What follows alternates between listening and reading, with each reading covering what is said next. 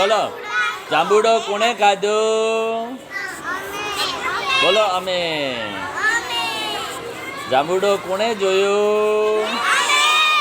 જાંબુડો કેટલો મોટો થયો? જાંબુડો સ્વાદે કેવો હતો? સરસ.